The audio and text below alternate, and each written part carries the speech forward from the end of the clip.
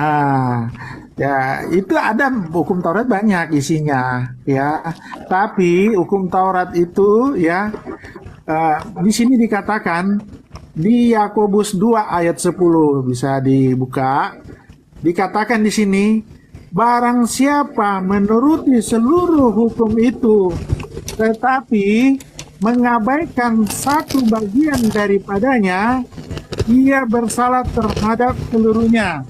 Jadi hukum Taurat itu kalau hanya satu atau dua dijalankan, ya, yang lain tidak, ya, itu sama dengan sia-sia. Jadi sama dengan tidak ada gunanya. Jadi hukum Taurat itu harus dijalankan secara keseluruhan. Jadi tidak bisa dipilah-pilah. Begitu. Dia menjalankan sebagian saja, sebagian tidak, itu nggak bisa. Itu dijelaskan di Yakobus 2 ayat 10. Barang siapa menuruti seluruh hukum itu, tetapi mengabaikan satu bagian daripadanya, ia bersalah terhadap seluruhnya. Itu di hukum Taurat. Hukum Taurat itu yang berat apa? Mata ganti mata, gigi ganti gigi. Orang berzina dihukum dirajam sampai mati. Makanya tidak semua orang bisa melaksanakan hukum Taurat. Ya kan? Makanya itu dikatakan di situ, ya, hukum kasih. Yesus datang menyempurnakan hukum Taurat. Karena kalau cuma satu dijalankan, sebagian dijalankan, sama saja tidak dijalankan. Itu yang dikatakan di situ di surat Yakobus, bahwa hukum Taurat itu ya harus sepenuhnya dijalankan. Makanya hukum Taurat itu sulit untuk dijalankan. Ya, makanya Tuhan itu begitu keras kepada mereka, karena mereka juga orang bebal, bangsa bebal pada saat itu, kurang setia, orang Israel pada saat itu. Jadi kembali ke Yesus, ya. Ya itulah kalau bicara hukum kasih. Kasihlah Tuhan Allahmu dengan segenap hati dan segenap jiwamu dan akal budimu, dan kasihlah sesamamu manusia. Itu yang hukum itu yang sekarang yang berlaku. Jadi kalau apa yang terjadi sekarang ada orang Israel yang mengimani hukum Taurat, ya wajarlah mereka di sana itu perang di sana itu, ya. Jadi kita tidak mengimani hukum Taurat, bukan tidak mengimani, artinya kita sudah dihukum kasih, bukan lagi dihukum Taurat. Ya biarlah orang Israel aja di sana yang pegang itu hukum Taurat. Jadi nggak salah itu mereka perang di sana, memberangus orang yang tidak bersalah, mata ganti mata. Seperti itu yang terjadi. Karena kita sekarang sudah hidup di hukum kasih. Setelah kematian Yesus, ya memang dijelaskan hukum Taurat lagi sudah tidak berlaku karena Yesus sudah mati. Dia sudah menebus dosa kita. Itu di keimanan Kristen, Bang. Jadi kalau orang Kristen tidak menjalankan hukum kasih, ya orang-orang pribadinya ada, tidak semua orang Kristen juga bisa menjalankan itu.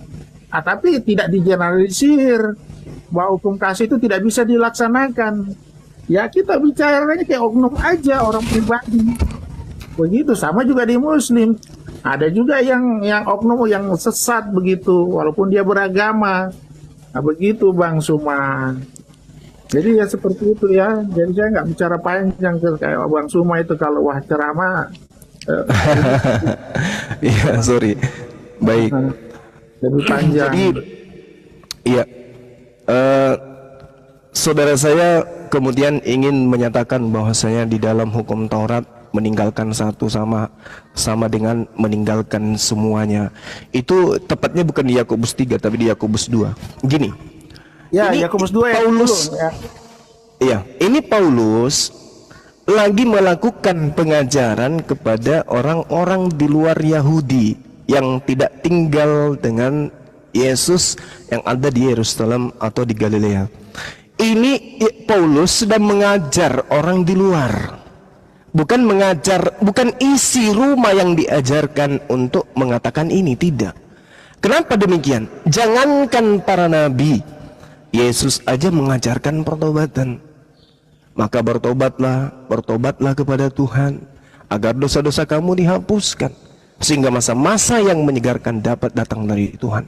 Itu diterangkan di dalam Kisah Para Rasul 3, Kisah Para Rasul 17, Kira 8, Wahyu 2, kemudian muncul lagi di Lukas 5, Matius 3, dan seterusnya. Bagaimana kemudian Tuhan mengajarkan dari titah yang muncul dari kitabnya orang Yahudi, Amsal 28, 13, 2 Tawarik 7, 14, umat diperintahkan untuk merendahkan diri dan berdoa dan bertaubat. Jadi kalau ada orang Israel lupa, lalai untuk ibadah, mempersembahkan korban bakaran dan seterusnya, solusinya bertaubat. Yehezkiel 18, nomor 18 sampai nomor 20 dan seterusnya. Jadi bukan meninggalkan satu, sekalian tinggalkan aja. Bukan begitu. Tidak dihukum kemudian orang Yahudi ketika mereka bertobat. Ada hukuman bagi mereka yang bertobat. Sementara yang dicoba, sementara yang Paulus lakukan, beliau mencoba untuk mendoktrin bahwa hukum Taurat itu memang pada dasarnya tak berguna. Dia adalah sampah. Filipi 3 dan seterusnya, Roma 3, Roma 7 dan seterusnya. Memang Paulus sudah menggariskan kepada non-Yahudi bahwa hukum Taurat itu menyesatkan, hukum Taurat itu adalah sampah, hukum Taurat itu adalah sengat maut. Itu pengajaran Paulus memang.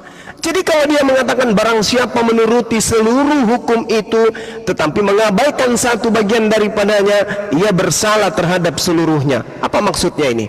Karena memang dia akan mengajarkan hukum Taurat itu enggak berlaku lagi. Yang berlaku adalah ajaran kasih. Sayangnya salah konsep. Ajaran kasih itu bukan orang datang kita elus-elus, orang marah sama kita senyumin, orang kecelakaan kita kasih obat, orang kena musibah kita kasih Indomie, orang sakit dibawa ke rumah. Itu bukan kasih yang dimaksud di dalam pengajaran Yesus.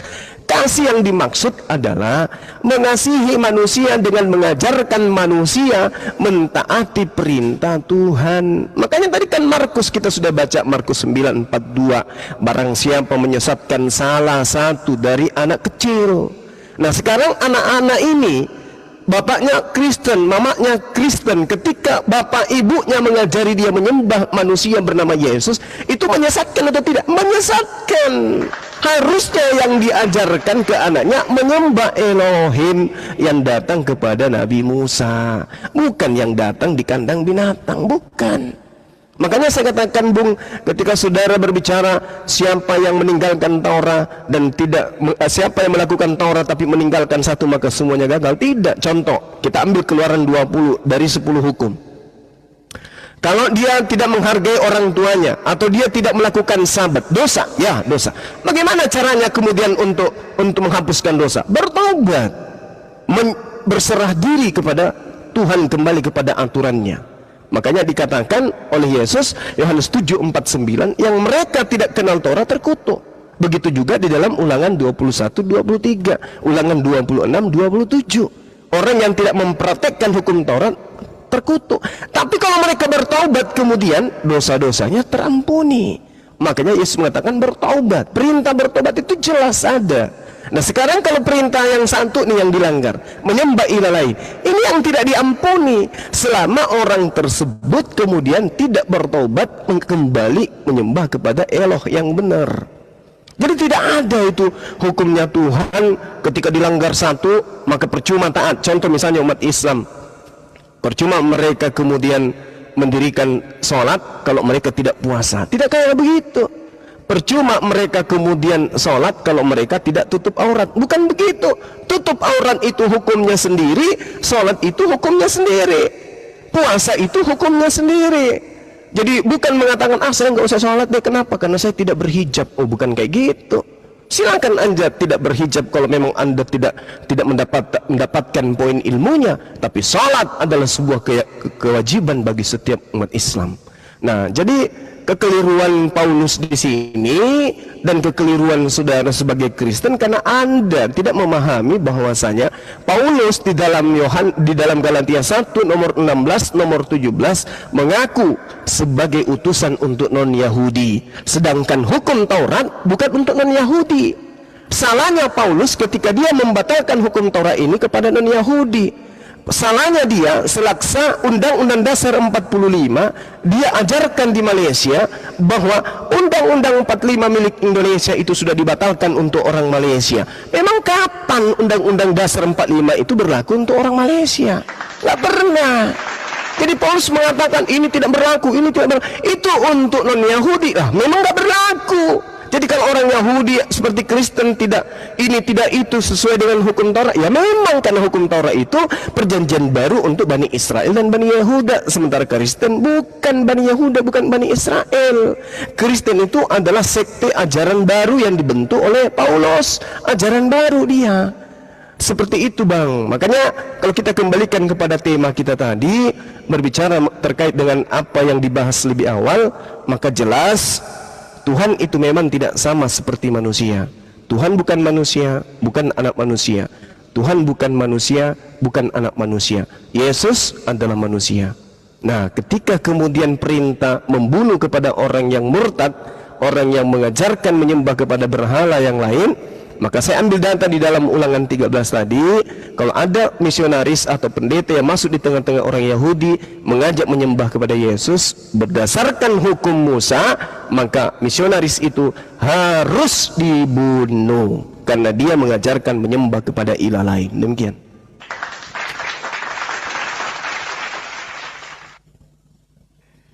Ya, Bang Suma. Jadi kita berbeda di situ ya, berbeda tentang keyakinan, beda tentang pendapat pikiran kita di situ. Makanya jatuhnya ke subjektif lagi, ya kan? Jadi Bang Suma ya nggak meyakini Yesus, ini Yesus. Ya, ada beberapa hal yang memang tadi yang Bang Suma narasikan itu jatuhnya memang di ketuhanan. Jadi nggak ketemu kita di situ karena subjektif, semua itu subjektif.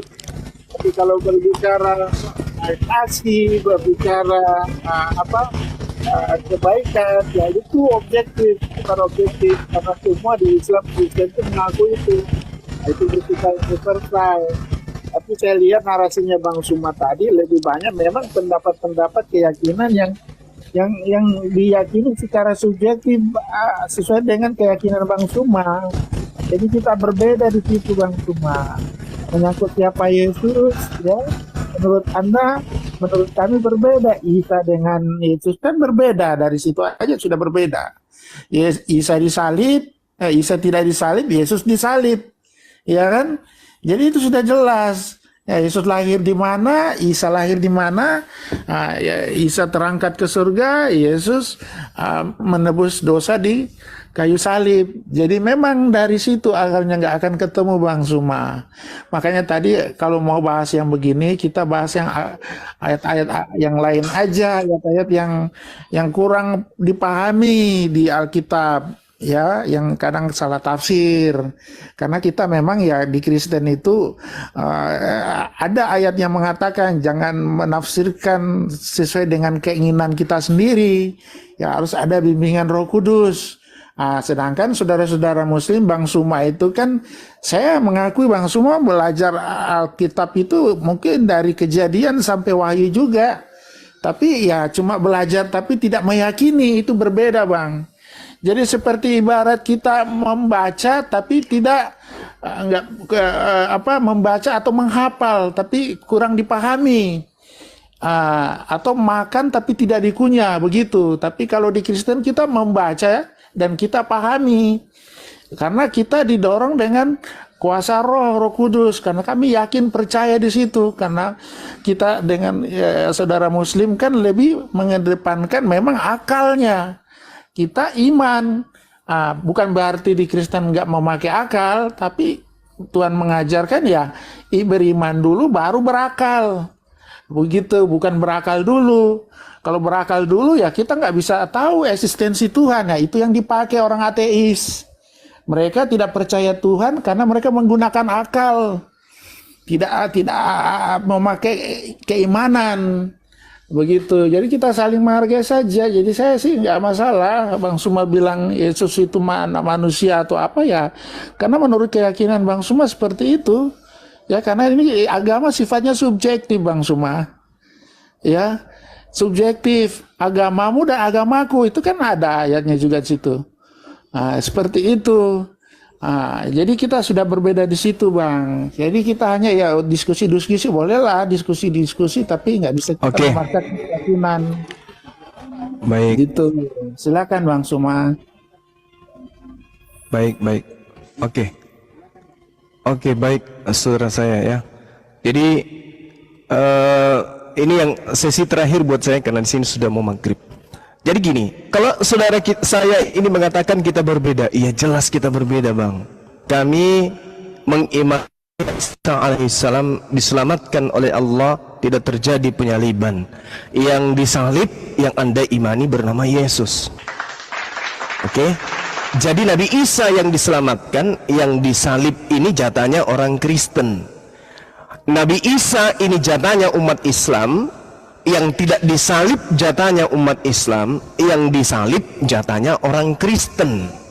Oke, kita berbeda karena dua manusia, masing-masing jatah kita ada. Kami jatahnya adalah orang yang diselamatkan dari penyaliban, sementara saudara Kristen jatahnya adalah orang yang disalibkan. Sekarang mari kita lihat, kita uji keotentikan berdasarkan akal dan iman.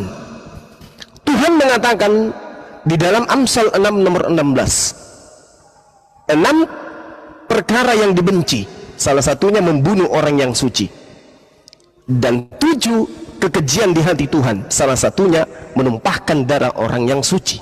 Yesus orang yang suci, tertulis di mana? Kisah Para Rasul 4 nomor 30. Oleh nama Yesus hambamu yang suci. Satu. Yang kedua, Keluaran 23 nomor 7. Jangan engkau membunuh orang yang tidak bersalah. Yesus tidak bersalah. Kenapa? Dia hamba yang suci, berarti tidak punya salah. Jangan kau membunuh orang yang tidak berdosa. Yesus tidak berdosa. Kenapa? Karena Yesus adalah orang yang suci. 2 poin. Ini pengakuan iman umat Islam. Nabi Isa tidak disalibkan, yang disalibkan itu adalah orang yang tidak suci, pengkhianat, orang yang fasik, yang menggantikan dia kemudian. Nah, apakah Tuhan ada membenarkan kaidah Islam? Ada. Tertulis di mana? Mari kita lihat apa yang tertuang di dalam Amsal nomor 11 nomor 8. Orang benar diselamatkan dari kesukaran, orang yang fasiklah yang akan menggantikannya. Subhanallah. Kaidah Islam, Nabi Isa alaihissalam adalah orang yang suci. Kaidah Kristen, ada pengkhianat yang mengkhianati Yesus yang kemudian disalibkan. Nah, ini kena nih.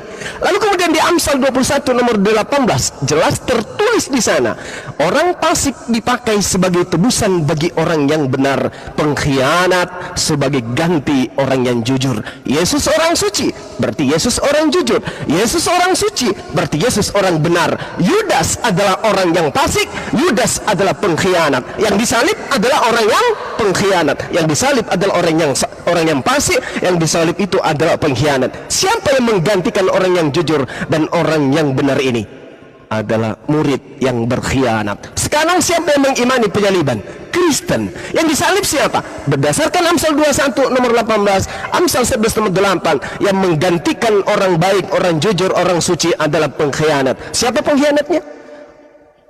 Yohanes 6 nomor 70, akulah yang memilih yang 12 dari engkau wahai murid-muridku, satu di antaramu adalah iblis. Yang iblis inilah pengkhianat, yang disalib ini adalah yang menggantikan kemudian Yesus. Sekali lagi saya katakan kepada saudara, jatah kami adalah oknum yang datang kepada Bani Israel diselamatkan oleh Tuhan. Jatah Anda adalah orang yang mati secara terkutuk di atas tiang salib. Sekarang giliran Anda untuk merenungkan, kira-kira yang dibunuh orang yang benar, orang yang dikasihi Allah, orang yang disayangi Allah, orang yang menjadi anak tunggal Allah, atau pengkhianat yang menjadi korban dari iblis dan korban jadi pengkhianat dari imam Yahudi dan rabi-rabi Yahudi serta mahkamah agama.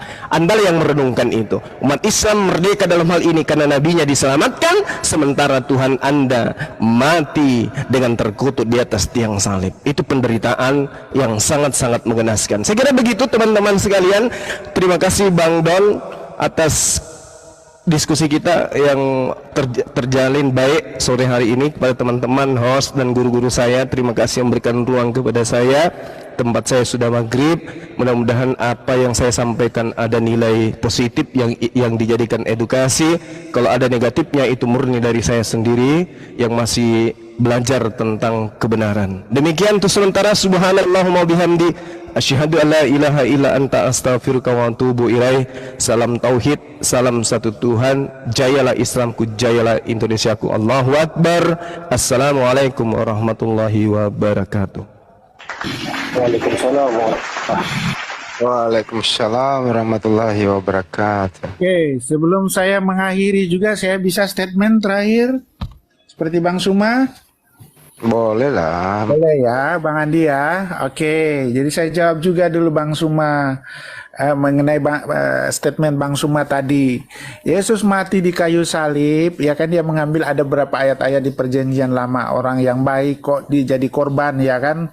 Jadi gini, Yesus memang orang baik, orang tidak berdosa loh, nggak ada dosanya Yesus itu. Kenapa kok dia bisa disalib? Tapi ya itulah karena itu karya Allah, ya, karena itu sudah karya Allah terbesar buat manusia yang penuh dengan dosa. Dia mengaruniakan anaknya supaya kita percaya kepadanya, ya. Setiap orang percaya kepadanya memperoleh hidup yang kekal, yaitu sebagai penebusan atas dosa-dosa orang yang percaya, ya. Yesus di situ juga dia menyerahkan diri, ya. Yesus mengatakan di Markus 9 ayat 31, Yesus berkata, sebab ia sedang mengajar murid-muridnya, ia berkata kepada mereka, anak manusia akan diserahkan ke dalam tangan manusia dan mereka akan membunuh dia, dan 3 hari sesudah ia dibunuh, ia akan bangkit. Nah, itu perkataan Yesus. Jadi Yesus memang mengatakan dirinya sendiri, dia menyerahkan diri bahwa dia akan disalib. Nah, terus juga yang disalib, ya, itu kan jadi polemik, ya, siapakah sebenarnya yang disalib kalau di saudara Muslim, ya kan, yang diserupakan. Nah, kalau menurut beberapa ustadz, ya, maaf ya, saya juga lihat-lihat di YouTube, ya, kalau menurut Ustadz Somad mengatakan yang disalib itu adalah Yudas, ya, Ustadz Somad mengatakan Yudas, Ustadz Kainama mengatakan Simon. Ustadz Simorangkir, ya, ada juga Ustadz Simorangkir, dia mengatakan Hawarium. Ya, Hawarium itu berarti 12 murid Yesus, tapi tidak menyebut siapa di situ. Jadi itu yang membingungkan siapa, karena di Al-Quran sendiri tidak tertulis. Keras nggak, Don Juan? Biarkan dulu. Ya, Yudas, ya kan? Ya. Coba ada nggak yang disalib di situ Yudas? Tidak ada. Jadi membingungkan juga para ustadz. Ya, sebenarnya siapa yang disalib? Begitu. Oke, cukup. Oke, silakan. Kita sudah mau maghrib, ya. Jadi Belum di sini Jakarta belum.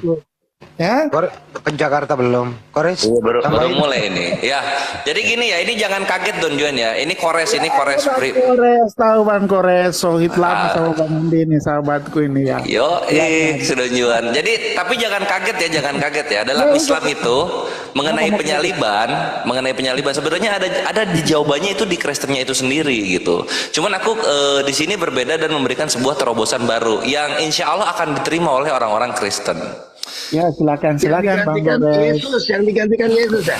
Ya. Diam, Paramet diam dulu. Diam dulu. Jadi di hadis saya 157 kan dikatakan wa ma qataluhu wa ma salabuhu kan gitu. Sesungguhnya Nabi Isa alaihissalam itu tidak disalib dan tidak dibunuh. Terus siapa dong yang menggantikan Nabi Isa? Jawabannya Don Juan. Silakan. Yang menggantikan Nabi Isa, yang diserupakan dengan Nabi Isa itu adalah Yesus Kristus sendiri. Ya, jadi Yesus sendiri yang mati. Iya, jadi Yesus itu adalah Nabi Isa yang diserupakan. Jadi Yesus yang mati.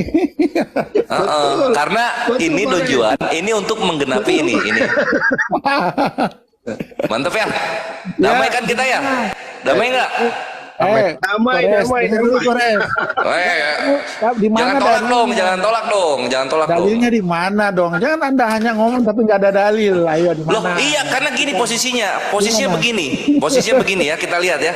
Nabi Isa itu diselamatkan, lalu penggantinya itu Yesus Kristus gitu. Jadi Yesus itu memang disalib untuk menggantikan Nabi Isa.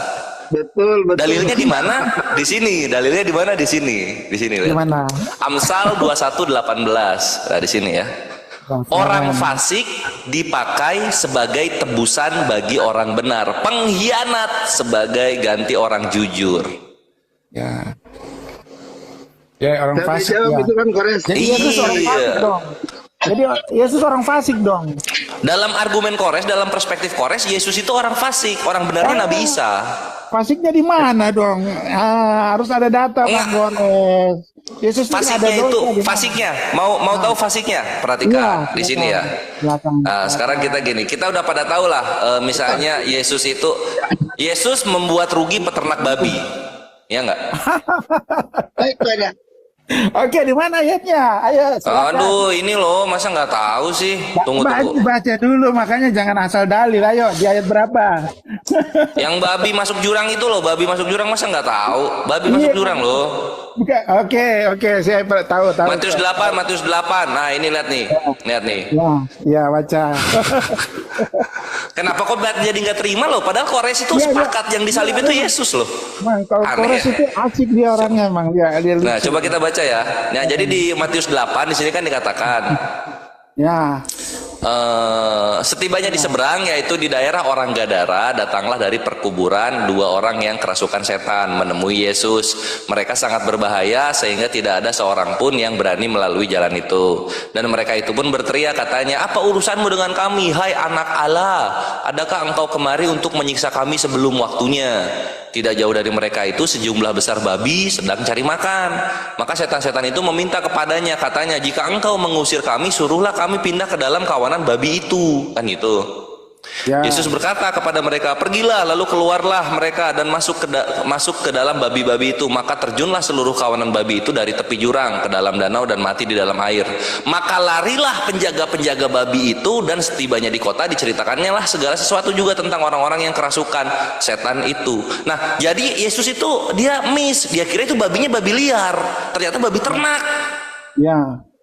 Mati itu kan babinya tuh, kawanan babi mati itu. Makanya penjaga-penjaganya lari, ini anjir, ini babi-babi kami mati nih. Nah gitu. Nah, maka keluarlah seluruh kota mendapatkan Yesus, dan setelah mereka berjumpa dengan dia, mereka pun mendesak supaya ia meninggalkan daerah mereka gitu. Nah, di sini kan tidak dikasih tahu Yesus itu ganti rugi atau enggak dengan babi yang hilang.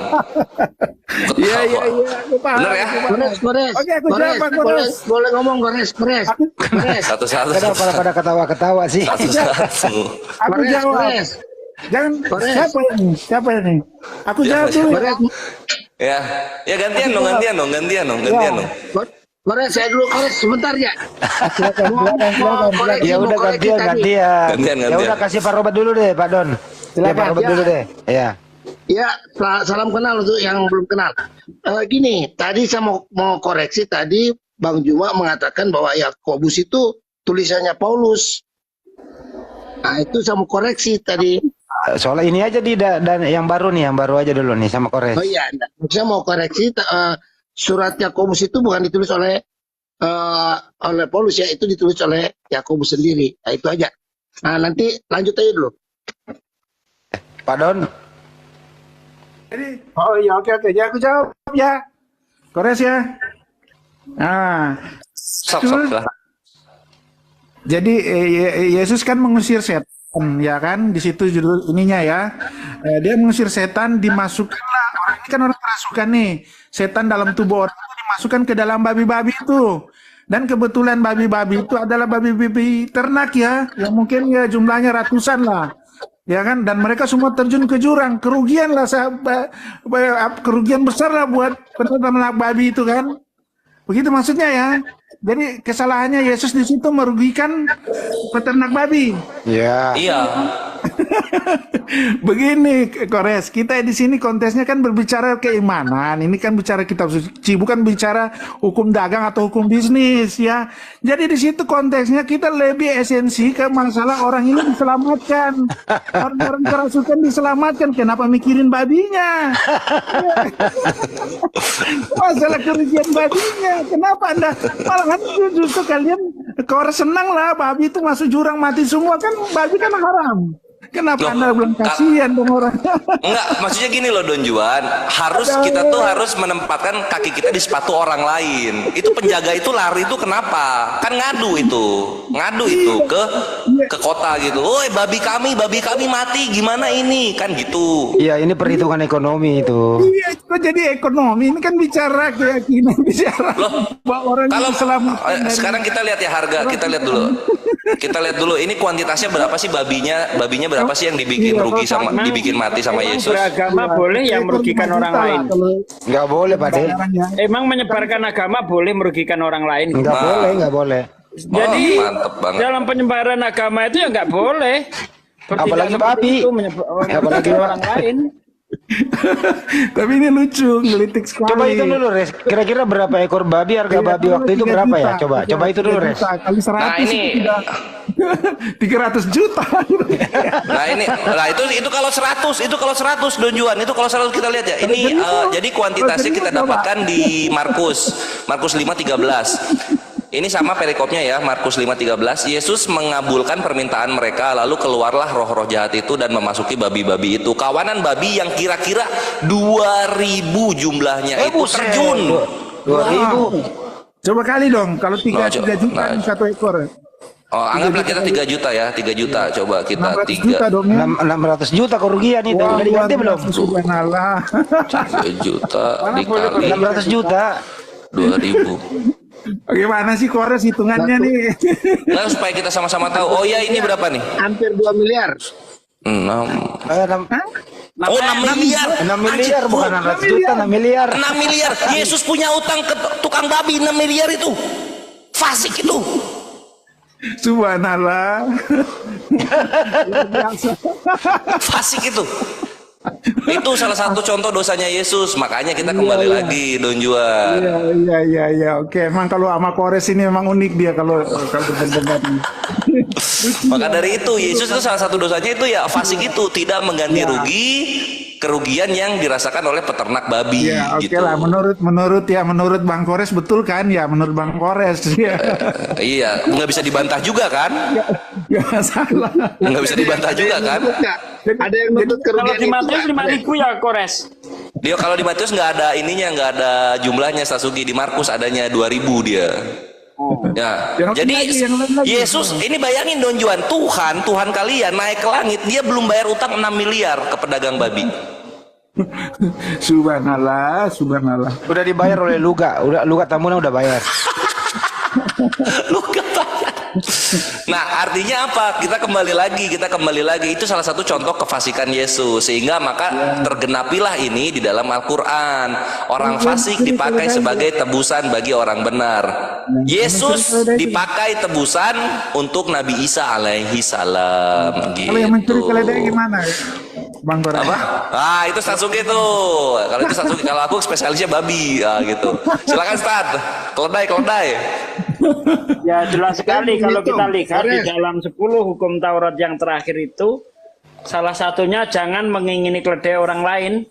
Nah, Ya. Yesus di situ mengingini keledai orang. Loh ya enggak? Itu keledai orang enggak? Oke, gini Bang Sugi.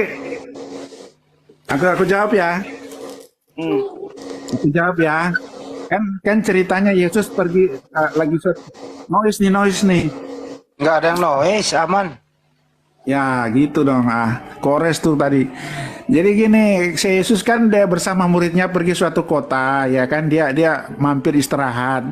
Terus Yesus berkata kepada muridnya, mungkin Yesus lagi haus, lapar di situ dia istirahat. Dia menyuruh muridnya masuklah ke dalam kampung itu, ya ambillah keledai yang terikat dengan anaknya, ya kan? Yesus mengatakan kepada muridnya, kenapa dia bisa tahu ada keledai? Karena dia Tuhan, ya kan? Dia tahu ada keledai yang terikat. Ambillah. Terus kalau ada yang bertanya, katakan ini untuk Tuhan. Gitu. Ya sudahlah, diambillah keledai itu, dikasihlah kepada Yesus. Terus kapan dikembalikan? Nggak disebutkan kan? Berarti Yesus mencuri, mengambil keledai itu kan maksudnya kan? Karena nggak ada penjelasan Alkitab, keledai itu habis diambil dikembalikan. Apakah keledai itu sudah makan atau tidak? Kalau saya mencurinya bukan di situ, Pak, di perintahnya itu. Pergilah kamu Perintahnya. ke kampung di depanmu itu, kamu akan menemukan keledai muda tertambat dan anaknya di dekatnya. Lepaskan bawa kemari. Ya, Jika ada betul. orang bertanya kepadamu, katakan Tuhan sedang memerlukan, nanti akan dikembalikan. Nah, yang saya permasalahkan itu perintahnya. Karena perintahnya tidak disuruh izin dulu. Itu kan perintah mengambil tanpa izin itu kan ya mencuri, Pak. Ya, betul. Oke, saya jawab gini ya. Di keyakinan kami, Yesus kan adalah Tuhan, ya kan? Kalau di kalian kan Nabi. Kenapa Yesus memerintahkan masuk ke dalam kampung itu ada keledai? Karena dia tahu bahwa itu ada keledai, ya. Karena dia katakan, ambillah, bawa ke dia. Nanti dikembalikan. Tidak ada di situ ayat selanjutnya kapan dikembalikan. Tapi begini, Anda harus juga berpikir, karena kan Anda orang logika ya, saudara Muslim kan pakai logika, nggak pakai iman aja, pakai logika. Kenapa Yesus bisa tahu loh bahwa ada keledai di dalam? Ya itu, kalau kenapa dia bisa tahu? Karena dia adalah Tuhan. Kalau dia Tuhan, dia lapar, bisa aja dia sulap, di depannya sudah ada meja tersedia hidangan lezat, di situ termasuk babi atau keledai atau apa. Tidak seperti begitu. Jadi ceritanya ya seperti secara alami. Begitu, Bang. Sugi, aku masuk lagi, artinya dia diambil begitu terus dikembalikan. Kenapa kok jatuhnya di situ? Nah, gini Don, dikit. Gini Don, kenapa ketika dia mempunyai kemampuan yang seperti itu malah digunakan untuk kriminal gitu loh, bukan yang baik-baik? Lanjut. Tidak bisa aja. Begini Kores, bisa aja dia kan Tuhan, dia langsung sulap di depannya tersedia, sudah terpotong-potong dengan makanan lezat di situ, bisa aja. Tapi ini kan secara Kenapa nggak gitu aja gitu loh? Kenapa malah dipakai kriminal, mengambil yang bukan haknya gitu? bukan kriminal, ini pakai logika Kores. Dia yang sudah sulap bahwa keledai itu ada di situ. Dia Orang keledai itu ada yang punya kok. keledai ada Pak, dia langsung itu sulap di bukan depan sulap ada itu, keledai. Pak. Bentar, Pak Bisa John. aja. Pak John, Itu itu bukan mujizat. sulap itu. Keledai itu ada yang punya. Anda buka Kan di ada yang mengaku dalam enggak? Ada Anda yang buka mengaku di nggak? dalam Lukas 19 ayat 33 coba buka. Ya. Ada yang punya. Ada yang Ada yang punya. punya, bukan main Bacakan, sulapan itu. Coba bacakan dong saya kalau ada jawab, yang Pak. punya. Jadi, Lukas Bacakan, 19 nomor Assalamualaikum 33. warahmatullahi taala wabarakatuh. Waalaikumsalam. Ada yang Ketika punya, ada yang mereka melepaskan keledai itu, maka berkatalah ke orang yang punya keledai itu, mengapa Yang punya kamu apa? melepaskan keledai itu? Lukas Tidak ada orang 19:33. punya. Lukas Coba, coba, ada 19:33. yang punya. Betul. 19 Lukas Lukas 19:33. 19:33. Ya. Sebentar ya. Coba baca. Ada yang Ketika punya, ada yang melepaskan punya. Lukas 19 ayat 33 nih, aku lagi baca bukan nih ya. Nah, 19 ayat 33. Di situ dikatakan, ketika mereka melepaskan keledai itu, berkatalah orang yang empunya keledai itu, mengapa kamu melepaskan keledai itu? Kata mereka, Tuhan memerlukannya. Mereka membawa keledai itu kepada Yesus lalu mengalasinya dengan pakaian mereka dan menolong Yesus naik ke atasnya. Betul, ada yang punya loh ini. Nah, enggak sulap kan? Seperti yang Ya. Anda katakan tadi sulap katanya. Mana ada sulap-sulap di situ? Ada yang punya keledai itu. Tunggu dulu. Mas Sugi. Sebentar. Tapi komplain nggak orangnya itu? Kenapa ini? Saya nggak mempermasalahkan komplain atau tidaknya, Pak. Dari awal sudah saya bilang. Bentar. Itu Pak, juga berarti dia mengikhlaskan. Pak, bentar. Dari Dia awal sudah mengikhlaskan. saya bilang, saya tidak mempermasalahkan itu. Yang saya permasalahkan adalah perintahnya Yesus. Pergilah kamu ke kampung di depanmu itu. Kamu akan menemukan keledai muda tertambat, ya, yang belum pernah ditunggangi orang. Lepaskan, bawa kemari. Kenapa nggak disuruh minta izin dulu sama yang punya? Itu yang saya pertanyakan. Boleh saya jawab, Pak Sugi? Silakan, Pak Aduh. Robert. Silakan, Saya silakan. jawab ya. Satu, waktu murid-muridnya disuruh mengambil, tapi kan Yesus ada perkataan, apabila ada yang bertanya, berarti apabila yang bertanya umpanya si pemilik bilang Tuhan memerlukannya. Nah, pada waktu dilaksanakan ada si pemilik, kenapa kamu melepaskan keledai itu? Mereka jawab, Tuhan memerlukannya. Yang punya tidak komplain. Jangankan Tuhan, RT aja kalau mau pinjam keledai atau camat, bilang kepada rakyat, bilang aja RT atau camat mau, oh coba silakan, kalau saya yang punya keledai itu Pak Sugi yang mau pakai, itu ambil aja sekalian, Iya, mau betul dipotong juga. juga. Itu namanya ambil paksa, Pak. Itu namanya ambil paksa tanpa izin. Betul nggak Itu kan artinya? ada Iya. izin. Ada Benar izin. juga itu, Pak Ramai, Apabila apabila ada yang menanyakan, bilang Tuhan memerlukannya. Iya. Itu Tuhan loh, Pak.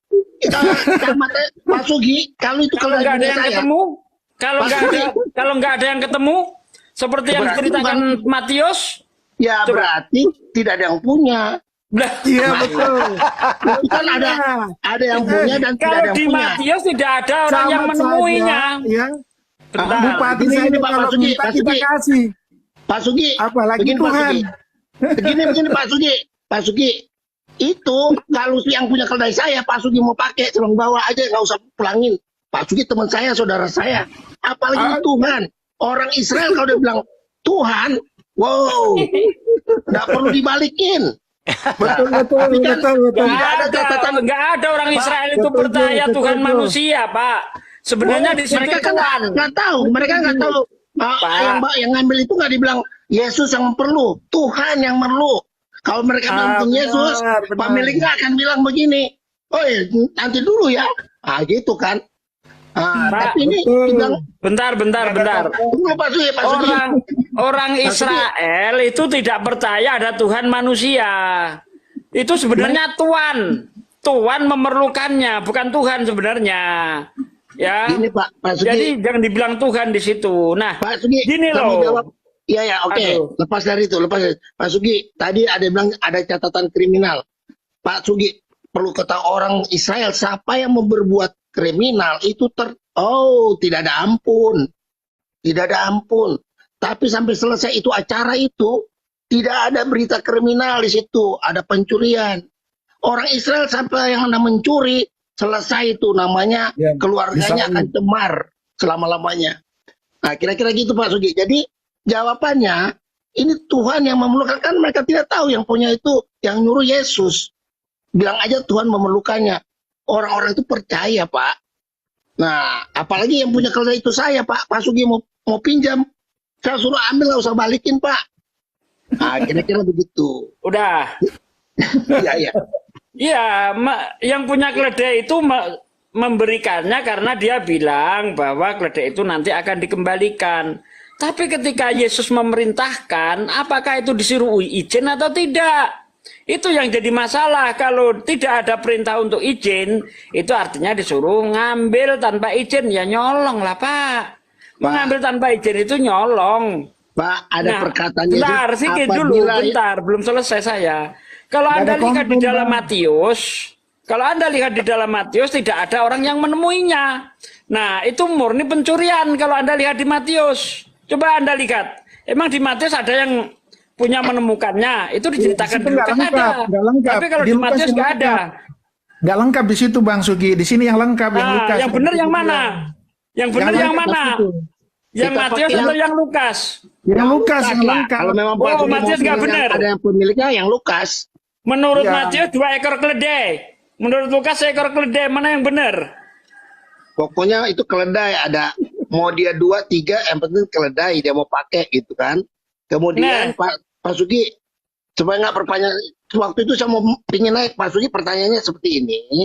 Nah, jadi Pak Sugi, kalau sampai itu ada tidak dikembalikan Pak, itu catatan kriminal itu sama orang-orang Israel nggak terhapuskan Pak.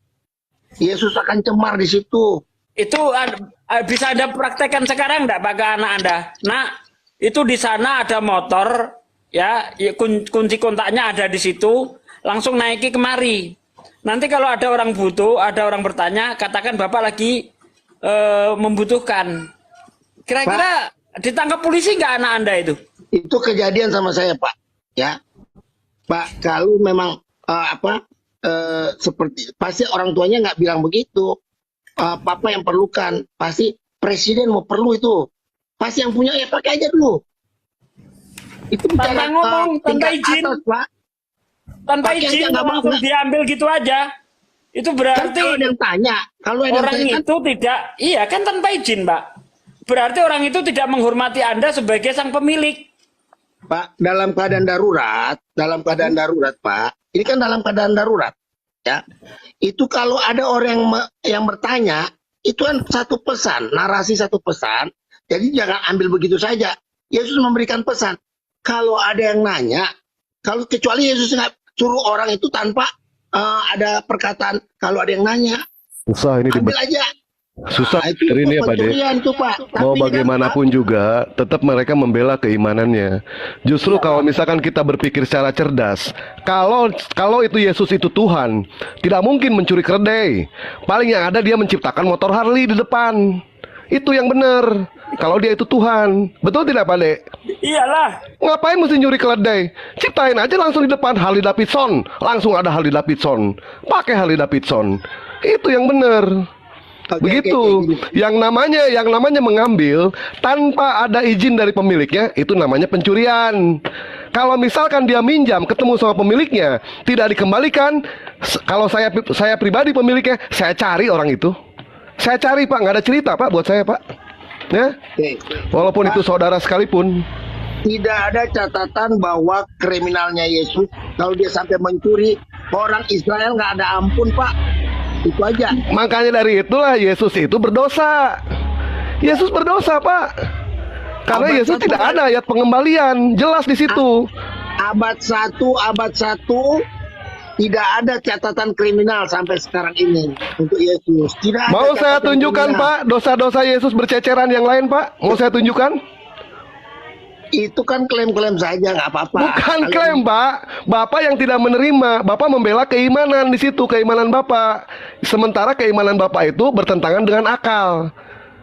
Akal Bapak yang sedang bertentangan dengan iman. Untuk apa? Untuk mencocokkan keimanan Bapak. Bapak mengakal-akali yang namanya kami. Oh kami umat beriman Pak, kami umat berakal. Muslim itu umat berakal, nggak bisa diakal-akalin Pak, kami itu Pak. Ya. Dan Oke. terus dosa Yesus yang lain apa? Contoh, Yesus itu masuk jemaat Tuhan nggak Pak? Halo? Ya, Yesus itu masuk jemaat Tuhan nggak? Dalam arti apa nih jemaat masuk dalam jemaat? Masuk ke sinagoge, Hmm. masuk nggak? Ya kenapa memang? Dia orang Saya tanya, masuk atau nggak dia ke sinagoge? dia mengajari sinagoge kok. Betul, dia berarti masuk ke dalam jemaat Tuhan, betul? Iya. Betul? Nah, Betul. saya pengen nanya, Yesus itu disunat nggak Pak? Ya. Disunat. Pada hari yang ke-8. Baik, Yesus disunat. Kalau disunat itu artinya kemaluannya terpotong tidak Pak? Ya jelas lah. Pasal Jelas terpotong. Bapak baca Ulangan 23 nomor 1. apa itu? Baca aja. Di dalam Ulangan 23 nomor 1, orang yang buah pelernya hancur atau kemaluannya terpotong dilarang masuk jemaat Tuhan. Yesus masuk jemaat Tuhan. Yesus masuk ke sinagoge. Kemaluan Yesus terpotong di situ, Pak. Aduh, sunat kan kulupnya aja yang terpotong. Dipotong nggak itu, Pak? Lah kan orang Yahudi memang wajib disunat. Iya, saya tanya dipotong nggak kemaluannya itu? Terpotong nggak? Saya mau tanya aja, sunat itu dipotong atau enggak? Saya Dipotong. tanya. Dipotong. Nah, orang Israel semua berarti yang disunat orang Israel itu tidak boleh masuk jemaat Tuhan. Nah, itu kan peraturannya jelas di situ, Pak. Di dalam Ulangan 23 nomor Malah 1. harus sunat, masuk ke sinagoge itu harus sunat. Nah, malah ini malah salah ayatnya berarti, Pak. Di dalam Ulangan 23 nomor 1, orang yang hancur buah pelirnya atau kemaluannya terpotong dilarang masuk jemaat Tuhan. Yesus kemaluannya terpotong. Masuk nggak jemaat Tuhan? Yesus masuk jemaat Tuhan. Artinya apa di situ, Pak? Berdosa atau tidak? Mas Dewa, itu konteksnya beda, pecah Ya. pelirnya itu beda. Kamu nggak bisa bedakan konteks kalau Kores, gitu. Bang Kores bisa dibuka nggak? Bisa dibuka nggak? Ulangan 23 nomor 1. Bisa. Dibuka. Kores, memang Dewa ini super pinter dia. Kayaknya bilangan deh, bukan ulangan ya, Bang? Ulangan 23 nomor 1. Oh, oke. Aduh, ya bagus bagus. Nggak apa-apa, dia punya Oh iya nggak apa-apa, Pak. Masa mau ada apa-apa? Kita kan bongkar-bongkar di sini, Pak. Dewa, saya udah kamu doakan mau mati bulan depan, ini udah 4 tahun belum mati-mati nih, Dewa. Nah, mudah-mudahannya 3 bulan lagi Pak ya, ditambah 3 bulan, saya doakan. Silakan dibaca Bang Kores. Saya doain kamu umur panjang, Dewa. Amin, makasih banyak Pak. Makasih. Bacakan Kores. 231 orang yang hancur buah pelirnya atau yang terpotong kemaluannya janganlah masuk jemaah Tuhan. Nah, sekarang Dewa pengen nanya ke Kores. Buah pelirnya. Kemaluan Yesus itu terpotong nggak? Sebentar Pak Robert. Kemaluan Yesus terpotong nggak Bang Kores? Terpotong kulitnya. Baik, kalau terpotong itu berarti artinya boleh atau tidak masuk jemaah Tuhan? Ya kalau kita secara tertulis ya nggak boleh ini karena Nah, janganlah itu. masuk jemaah Tuhan. Baik, ya sudah selesai berarti ya, betul ya? Wah, Kures kan orang cerdas, masa nggak ngerti konteks itu. Kures, jangan ikut-ikut. Coba. Oh, itu dah gimana sih? Bentar, Bang Dewa ya. Ini Orang yang hancur buat keluarga pelirnya. kulupnya berbeda loh. Berbeda loh. Aduh. Kalau terpotong bisa aja penis terpotong yang dimaksud di sini. Ya kalau disunat itu kulupnya yang dikeluarin, nggak terpotong loh. Oh, Berbeda. di sunat itu terpotong nggak sih? Saya bingung. Bang Dewa. Ustaz Dewa itu kok nggak tahu sunat itu. Salah dia. Sunat yang dipotong apanya? Oke lah, gini aja, gini stop. Aduh, Dewa Daripada pernah disunat, diskusi. kan? kamu kan Ustadz, masa Emang nggak disunat ngerti itu sunat terpotong? Udah cukup ya, udah mau Emang penis maghrib. dipotong kalau disunat? Enggak kan? Dengerin dulu. Enggak lah, kulupnya aja yang dikeluarin. Ya udah, daripada debat kusir di situ gini aja. Kok ada firman tuh? Apakah Kok ada dengerin apa dulu. yang disampaikan oleh Dewa? Kok ada Kamu firman tanya. Tuhan? Kok ada firman Tuhan itu isinya kayak hancur buah pelir gitu loh. Nggak ada kata-kata halus apa ya? Gitu loh. Kan nggak layak dibaca anak kecil. Nggak Bang Andi, coba gue pengen nanya ke yang di bawah deh, orang yang di bawah ya. Iya, Coba iya. singkirkan dulu mengenai masalah keimanan ya untuk yang di bawah ya. Yang namanya itu disunat, apakah kemaluannya terpotong atau tidak? Tidak, Coba enggak terpotong. yang di bawah. Sebentar ya. Potong. Singkirkan dulu keimanan ya, singkirkan keimanan. Terpotong atau Sunat tidak? Kulup yang keluar Bang Dewa. Ya, kulup yang itu termasuk keluar. kemaluan, Pak. Terpotong lah. Beda Terpotong, Pak, itu, Pak. kulitnya. Kalau Terpotong itu, ya Pak. penis yang Dan terpotong. kemaluan yang Beda. terpotong. Aduh. Enggak gini, orang Kristen tuh nggak tahu. Yahudi itu yang namanya sunat itu dia dilipat kulitnya ke belakang. Itu mereka nggak tahu itu. Dewa, Iya, benar. jangan mempertontonkan kepintaranmu, Dewa. Lah, Bapak jangan mempertontonkan kebodohan, Pak. Jangan, Pak. Nah, makanya saya bilang, Bapak disunat nggak, Pak? Pak Robert disunat nggak? Saya pengen tanya ke Pak Robert. Disunat nggak? oh saya disunat juga. Dipotong nggak? Terpotong nggak itu? Atau ditilep? Dipotong. Nah, ya sudah dipotong. Ya sudah kalau dipotong. Penisnya dipotong. Iya, Masa, ya. masa ini dipotong? Kulupnya, Pak. Kulupnya masa Pak, dipotong Pak, Dewa, penisnya, mampus lah. apa Dewa ini nggak tahu sunat itu ya? Oh, berarti masa- mungkin Dewa disunat Ah, dipotong mungkin kali Dewa itu penisnya. yang dipotong semuanya disunatnya. Pak Di situ Robert nggak pada ada saat pelirnya. pada saat disunat, Pak Robert dipotong atau enggak kulubnya?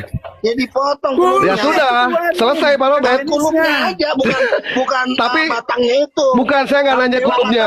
Dipotong Enggak. Begini. batangnya kali. Kalau Yang Dewa saya disunat, tanya, potong yang dia. saya tanya Pak Robert, itu dipotong atau enggak Pak Robert? Terpotong atau enggak?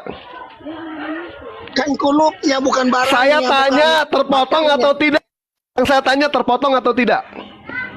Saya tanya ke kamu aja, sunat itu rata-rata orang tahu. Umumnya Saya orang tahu tanya namanya ke Pak sunat Robert, pada saat Pak Robert itu disunat, terpotong atau tidak? Aduh. Berarti orang Israel semuanya yang disunat itu. Astagfirullahaladzim. Ya Allah, ya Robi. Memang ya, orang yang sudah akalnya memang sudah hilang ya udah repot. Jadi begini, Kita Bang berusaha Dewa. ingin Masa orang disunat Ini- batang. Jadi gini Pak Robert, diam dulu Pak Robert. Bang Dewa nggak pernah mengatakan. Sosok kamu dulu. disunat, Ini apanya debat yang kusir dipotong, Dik? Sebentar dulu Pak Robert.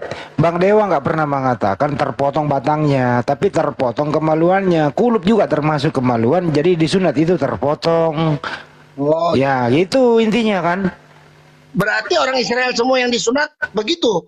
Ya Nggak boleh dipotong masuk kulupnya dalam- Pak. Yesus Bukan aja yang disunat. dipotong kulupnya Pak. Bukan batangnya yang dipotong. Mati Nah, dia. Kulupnya. Intinya di menurut sini. Dewa, bahwa Nggak, nggak ini boleh dulu masuk sinagoge. belum jelas Pak. Intinya di sini ada yang dipotong, terpotong itu Pak. Betul. Kita Itu. kan paham semua itu, Di.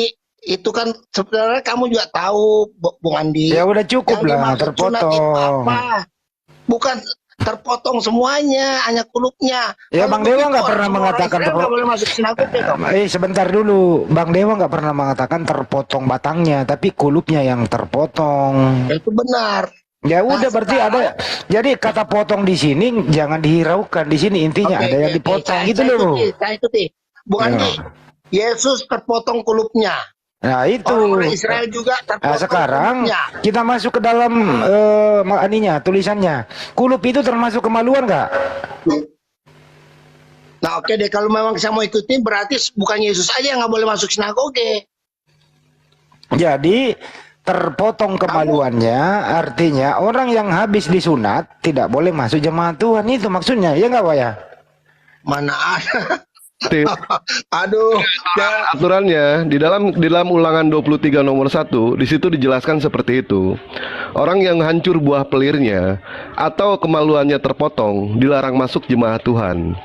Kalau misalkan orang-orang Israel itu terpotong semua, berarti mereka tidak boleh masuk, ya itu peraturannya ada di situ kok. Saya kan cuma membaca aja, Pak. Saya cuma membaca. Dari Ya, mana nggak saya apa-apa. salah? Berarti konteksnya Bung Dewa nggak paham. Itu aja. Bukan tidak paham, Pak. Justru di sini Bapak yang tidak paham. Oke, Dibuka lagi kita kalau ikutin tidak percaya. aja. Bapak baca lagi. Bapak baca lagi ayatnya. Di dalam Ulangan 23 nomor 1. Nah sekarang Yesus masuk ke jemaat Tuhan. Yesus masuk jemaat Tuhan. Yesus mengajar nggak di sinagoge? Yesus mengajar di sinagoge. Kemaluan Pak Yesus itu disunat nggak? Disunat. Kalau yang namanya disunat, terpotong nggak kemaluannya? Terpotong. Selesai, Pak. Di situ. Nah, di situ ayatnya mengatakan buah pelirnya pecah atau apakah itu kan Buah pelir hancur. Mati itu Pak. Biji pelir pecah mati. Udah. Ini nggak kok begini banget sih diomongin hancur-hancur gitu kan. Sedikit ya. Nah, Dewa Izin ya. terlalu letterlock. Izin Dewa itu Pak terlalu Robert. letterlock ya, nggak apa-apa lah. Iya, Saya oke. paham. Ya Bapak Udah lah. nyari yang samar-samar. Ya lanjut. Sensitif Itu kalau letterlock bahas. banget. Buah Bahas pelirnya biji pelir itu, aduh. atau hancur buah pelirnya atau Oke Pak, jangan lagi bahas biji pelir Pak. Ini sensitif bagi perempuan. Nah, aku sedikit bertanya Pak. Ya izin ya saudaraku, izin masuk sedikit. Paling 1 menit lah. Nah, saya hanya tertarik di sini loh Pak. Pak Robert tolong ditanggapi ya. Di kisah ya Bang, ini kisah para rasul 13:23 ya. Coba ditanggapi. Allah telah membangkitkan juru selamat bagi orang Israel, yaitu Yesus. Jadi Yesus itu juru selamat bagi orang Israel. Coba di kisah para rasul 13:23. Nggak ada dibuat untuk orang Indonesia, orang Amerika, Eropa, nggak ada. Allah telah membangkitkan juru selamat bagi orang Israel, yaitu Yesus. Jadi Anda orang Indonesia nggak masuk Pak. Ya.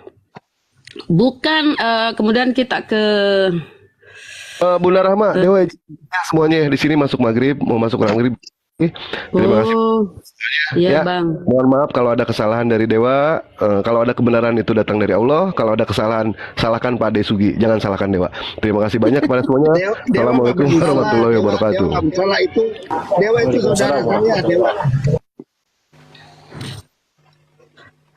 Oke. Silakan Pak ditanggapi kenapa di situ tertulis bahwa Yesus itu juru selamat bagi orang Israel. Berarti Anda tidak termasuk kan? Ya, Ibu boleh baca kisah para rasul 1 ayat 8. Itu jawabannya. Ya jawab, baca Pak, baca. Saya kan kalau bawa literasi saya baca. Silakan dibaca Pak Rob. Jadi itu beda konteks ya Bu. Jadi konteksnya beda nih ya. Kalau Ya, kamu konteks. Ibu baca lagi, saya bacakan ya. Kisah para rasul 1 ayat 8. Tetapi kamu menerima kuasa kalau Roh Kudus turun ke atas kamu. Ini Yesus yang ngomong waktu dia sudah terangkat ya.